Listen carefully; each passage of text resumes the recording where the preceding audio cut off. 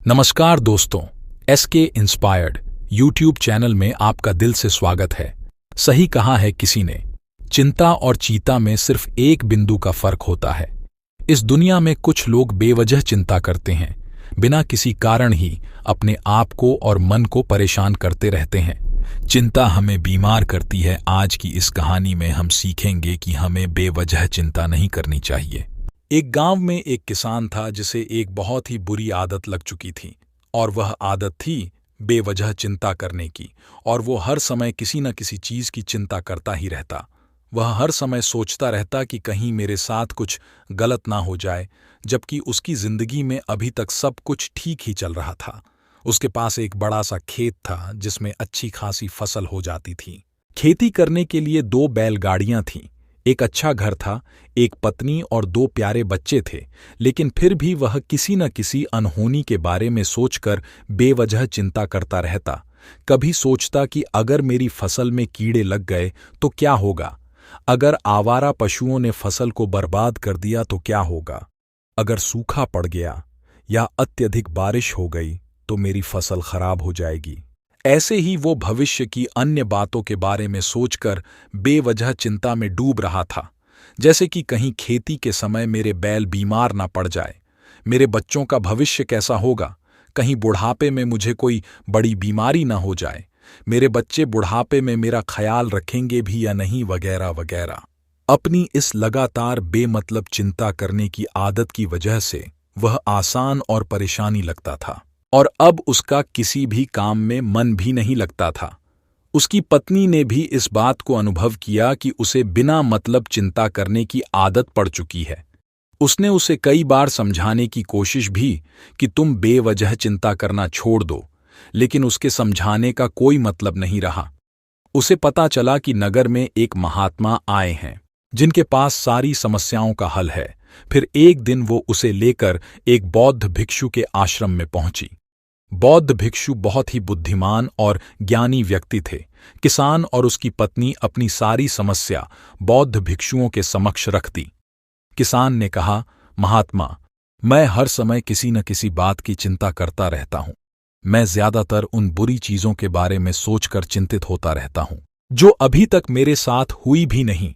किसान की समस्या को पूरे ध्यान से सुनने के बाद बौद्ध भिक्षु ने कहा, ठीक है, तुम दोनों कल सुबह आना और फिर मैं तुम्हें तुम्हारी समस्या का समाधान बता दूंगा।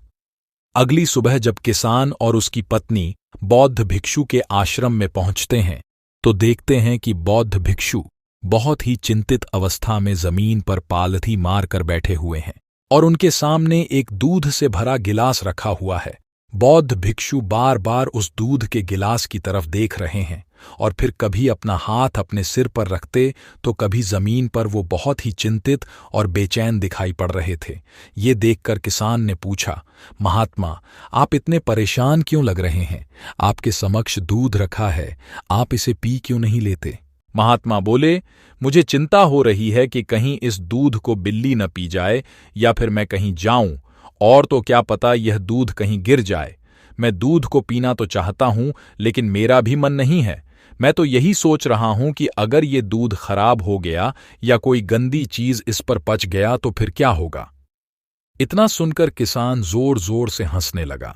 किसान ने हंसते हुए कहा, इसमें इतनी चिंता करने वाली कौन सी बात है? ये दूध ही तो है। अगर इसे बिल्ली ने गिरा दिया या फिर ये खराब हो गया या फिर किसी ने इसे पी लिया तो क्या होगा? ये दोबारा आपको मिल जाएगा, और वैसे भी आपका चिंता करना व्यर्थ है, क्योंकि ना तो अभी इसे बिल्ली ने गिराया है, ना ही खराब हुआ है, और ना ही अभी इसे किसी ने पिया है, और हो सकता है कि भविष्य में ऐसा हो भी ना।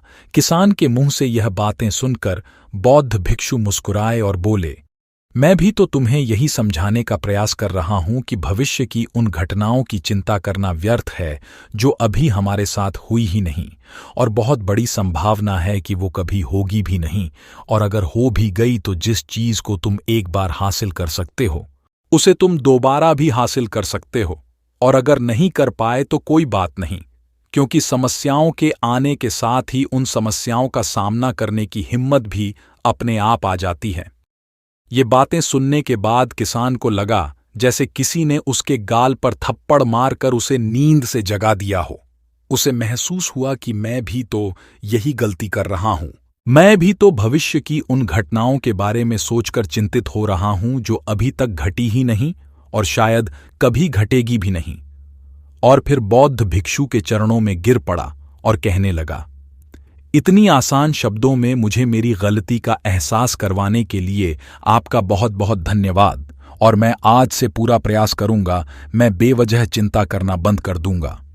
जापान में एक लोकप्रिय कहावत है, अगर तुम चल रहे हो तो सिर्फ चलो, अगर तुम खा रहे हो तो सिर्फ खाओ, लेकिन एक समय में सिर्फ एक ही काम करो, चिंता ना करो।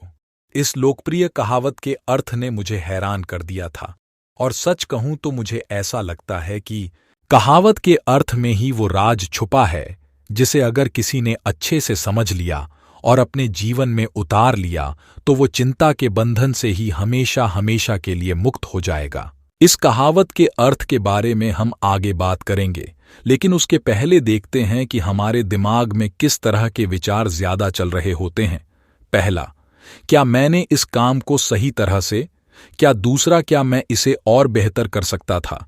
तीसरा, इसका परिणाम क्या होगा?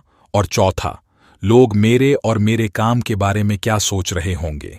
ये ऐसे कुछ विचार है जो हमारे दिमाग की सिस्टम में ज्यादातर समय चलते रहते हैं, लेकिन हमें पता नहीं चलता क्योंकि हमने इन विचारों के साथ जीना सीख लिया है।